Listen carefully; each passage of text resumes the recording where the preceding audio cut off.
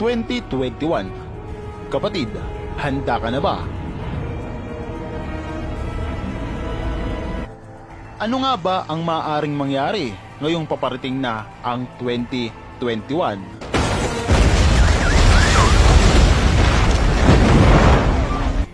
Welcome ba kaibigan? Sa bidyong ito, pag-uusapan natin ang mga maaaring mangyari sa 2021 at ano-ano ang mga sakunang maaaring tumama sa mundo. Pero teka, bago natin simulan ang lahat, ay kung bago ka pa lang sa channel ko at gusto mo ng mga ganitong video, ay mag-subscribe ka na para maging updated ka sa mga futures upload natin. Nag-upload ako ng isa o higit pa sa isang linggo. At kung meron ka namang gustong ipakwento o di kaya ay pasaliksik, ay mag-comment ka lamang sa ibaba ng video ito. Maraming salamat. Kapatid na Win, maparito muna tayo sa taong 2020 na kung saan lahat ng sakunang nangyari sa mundo ay nahulaan ng isang tao at ito ay nagngangalang Nostradamus. Alam ko na marami na sa inyo ang nakakakilala sa kanya at alam mo bang may hula siya patungkol sa mangyayari sa 2021? Kung ang 2020 ay tama ang lahat ng hula niya, papaano pa kaya sa 2021? Kaya kapatid, tapusin mo ang videong ito para malaman mo ang lahat ng hula niya. Nostradamus, sino ba ito? Para sa mga hindi nakakakilala, sa taong ito ay siya isang tanyag na manghuhula na nagmula pa sa French. Ipinanganak noong December 14, 1503. Isipin mo yun kapatid, ipinanganak siya ng 1503 kung saan hindi pa pinapanganak ang magulang ng magulang natin.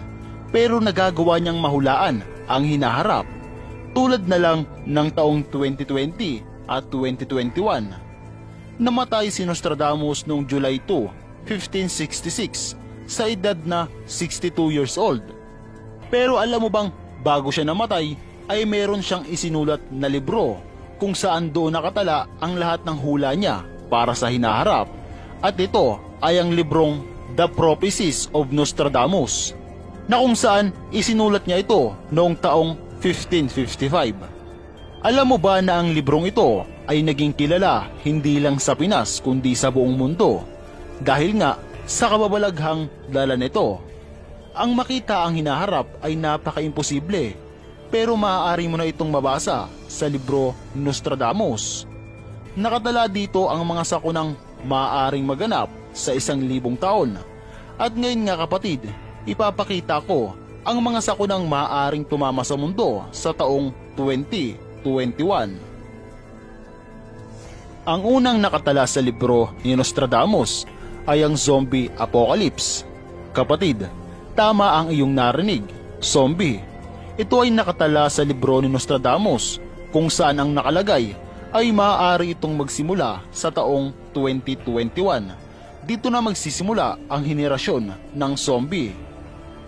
Pero kapatid, alam mo bang sa pagbasa ko pa lamang nito ay natakot na ako dahil nga may mga hula si Nostradamus na nagkatotoo. At ayon pa dito na ang Russian scientist ay makakaimbento ng isang biological weapon na kung saan kayang mag-produce ng isang virus at kayang gawing zombie ang isang tao. At ang sabi niya pa dito, ito ay mangyayari sa hinaharap. Now kapatid, sana wag naman po. Pangalawa, tagutom. Kapatid, nakatala din sa libro ni Nostradamus na makakaranas ang mundo ng tagutom at magpapakita ang mundo ng mga senyales na ito ay magugunaw na. Magpapakita din ang mga malalakas na lindol at mga sakit. Nakalagay dito na ang COVID ay simula pa lamang ng isang mas malalang pandemya. Kapatid, noong nabasa ko ang mga katagang yan, ako ay nakaramdam ng takot at sana wag naman itong mangyari sa hinaharap. Tandaan mo, ito ay isang hula lamang. Pero wag na wag nating hayaang magkatotoo.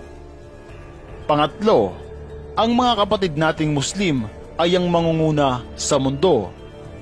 Hindi ko alam kung ano ang ibig sabihin nito, pero yan ang nakatala sa libro ni Nostradamus.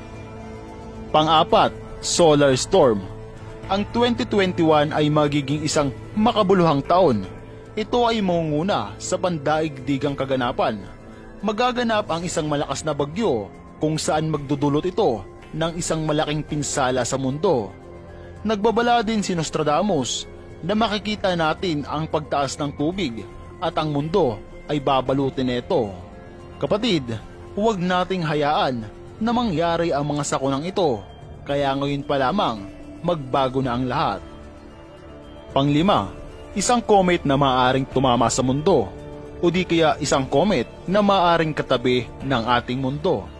Ang kaganapang ito ay magdudulot ng lindol at iba pang mga kalamidad. At sa kalangitan naman ay magpapakita ang apoy at mga pagliyab.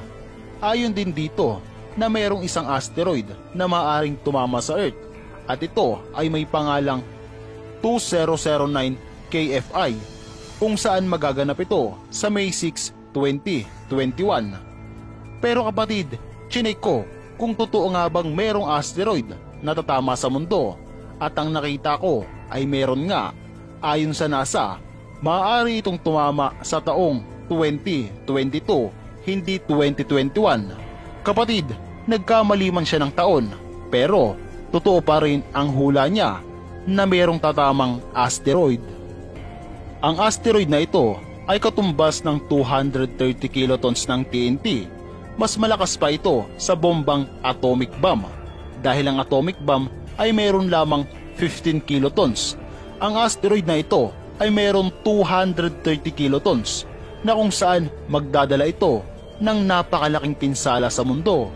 At kapag nangyari yun, ang bansang tatamaan ng asteroid na ito ay maaaring maglaho. Pang-anim, isang malakas na lindol sa California. Nakatala sa libro ni Nostradamus ay maaaring tamaan ng isang malakas na lindol ang California.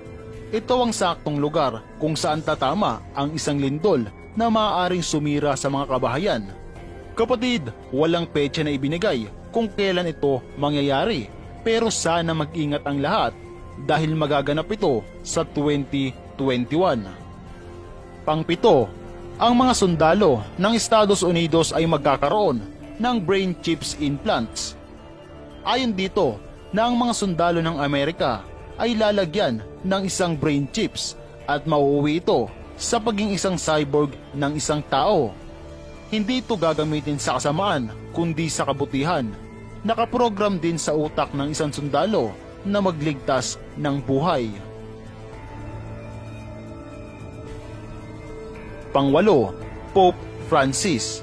Hindi alintana kung ilang taon pang mananatili ang Papa, pero nakatala dito na ang simbahang Katoliko ay iiwan niyang sagana sa biyaya at lubos na kamangha-mangha.